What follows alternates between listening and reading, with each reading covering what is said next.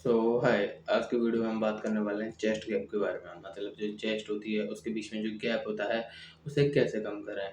तो आज की वीडियो में मैं कुछ पॉइंट्स बताऊंगा जिसे आप अगर यूज़ करते हैं तो आपको 100% बहुत इम्प्रूवमेंट दिखेगा। मतलब जो चेस्ट के बीच में जो गैप होगा वो बहुत कम हो जाएगा।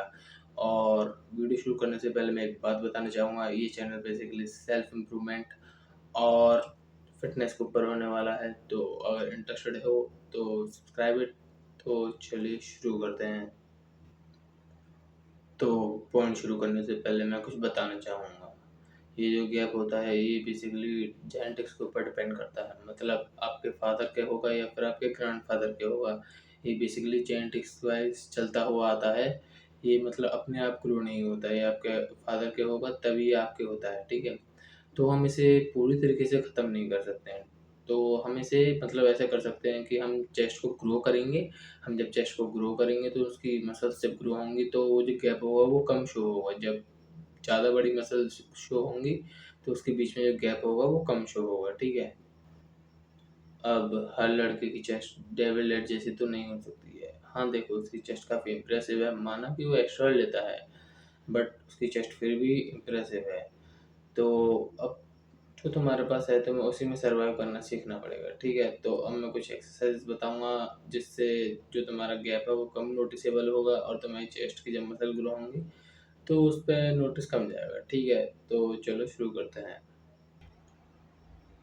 एक्सरसाइज नंबर 1 का नाम है बारबल बेंच प्रेस। ये बेसिकली बेंच प्रेस होती है जो बारबल रोड से करते हैं। ये कुछ इस तरीके से दिखती है और इसमें आपको ये ध्यान रखना है कि आपकी फॉर्म सही रहे और आप वक्त के साथ प्रोग्रेस से ओवरलोड करते रहना है, जिससे आपकी स्ट्रेंथ बिल्ड होगी, मसल ग्रो होंगी और फिजिक अच्छी होगी। एक्सरसाइज नंबर 2 का नाम है इंक्लाइन डंबल प्रेस। इसमें बेसिकली आपको फॉर्म पर ध्यान देना है और प्रोग्रेसिव ओवरलोड करते रहना है। देखो, ज़रूरी नहीं है कि आप ज़्यादा वेट से करो। ज़्यादा वेट से करना ज़रूरी नहीं होता, फॉर्म ज़रूरी होती है, ठीक है। अगर फॉर्म सही रहेगी तो बाद में आप ज़्यादा वेट के साथ कर सकते हो, बट अगर आपकी फॉर्म गलत रहेगी तो बहुत दिक्कत हो सकती है, ठीक है। तो इंजरी वगैरह भी हो सकती हैं और क्या फ़ायदा नहीं, मतलब फ़ायदा क्या। आप अभी जिम जा रहे हो, फॉर्म गलत कर दिया आपने, आपके फिर मतलब इंजरी वगैरह हो गई, फिर तो वैसे भी आप 5-6 महीने के लिए घर बैठ जाओगे। नहीं, फ़ायदा क्या है, इससे अच्छा तो फॉर्म सही करो, भले ही कम वेट के साथ करो। मतलब ऐसा नहीं है कि हम ज़्यादा वेट के साथ करेंगे, हमारा दोस्त ज़्यादा वेट से कर रहा था हम भी ज़्यादा वेट से करेंगे, ऐसा मतलब नहीं करना चाहिए हमें, ठीक है। आपको नहीं पता आपका वो जो दोस्त है वो कितने टाइम से जिम आ रहा है। आप हो सकता है आप 2 महीने से 3 महीने से आ रहे हो, आप 1 साल से आ रहे हो, आपका दोस्त 2-3 साल से आ रहा हो, तो मतलब वो ज़्यादा टाइम से कर रहा है, ठीक है। तो हो सकता है वो ज़्यादा वेट उठाए, ज़रूरी नहीं है आपको भी उतना ही वेट उठाना है। तो आपको पेशेंस के साथ करना है। देखो, शुरुआत से सीख के कोई नहीं आता है, ठीक है। वक्त के साथ ही सब सीखते हैं।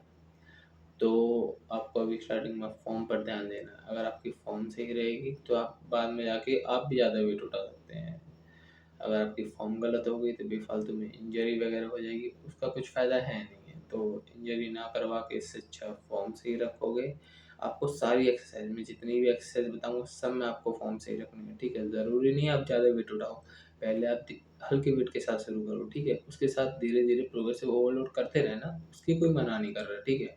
धीरे धीरे प्रोग्रेसिव ओवरलोड करते रहना, बट आपको सबसे पहले फॉर्म पे ध्यान देना है। अगर आपकी फॉर्म सही रहेगी तो सब सही रहेगा, भले ही हल्के वेट के साथ करो, ठीक है। एक्सरसाइज नंबर 3 का नाम है डंबल फ्लाई। देखो, अगर आप डंबल फ्लाई के साथ कंफर्टेबल हैं तो आप वो करिए। अगर आप उसमें ज़्यादा कंफर्टेबल नहीं है या फिर अभी आपने नया नया शुरू करा है तो आप केवल फ्लाई कर सकते हैं।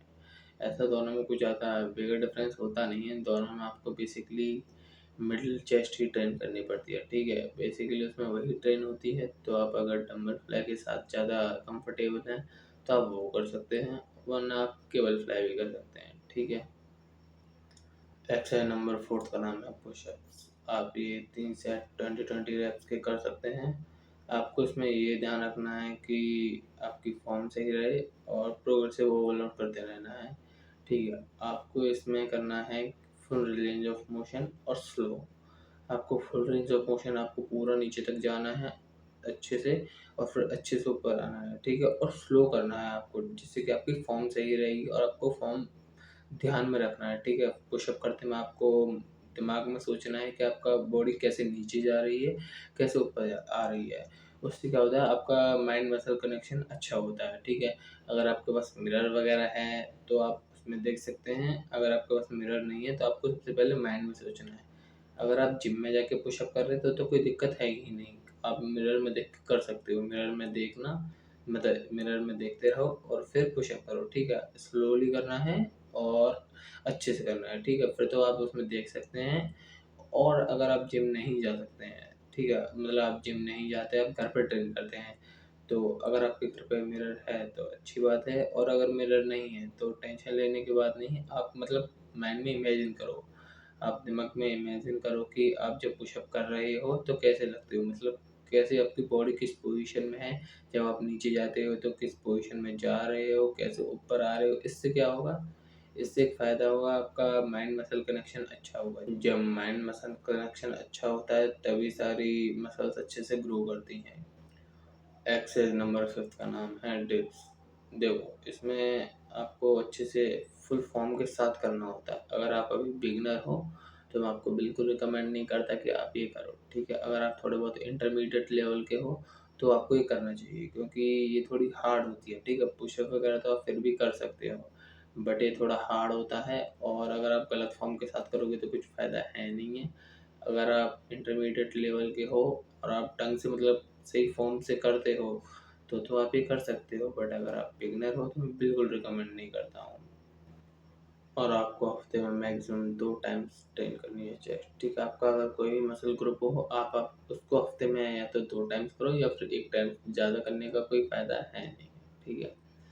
अगर आप वीडियो यहाँ तक देख रहे हो तो आपको एक बात बताता हूँ, आपको ये सब करने का ज़्यादा फ़ायदा होगा नहीं अगर आप प्रोटीन और कैलोरीज़ का ध्यान नहीं रखोगे, ठीक है? कैलोरीज़ तो फिर भी आपको घर के खाने में मिल जाएँगी, दाल, चावल, रोटी वग़ैरह में, बट आपको प्रोटीन इन सब में नहीं मिलेगा। नहीं मतलब होता है, थोड़ा बहुत तो होता है, पर उसकी लो बायो अवेलेबिलिटी होती है, ठीक है?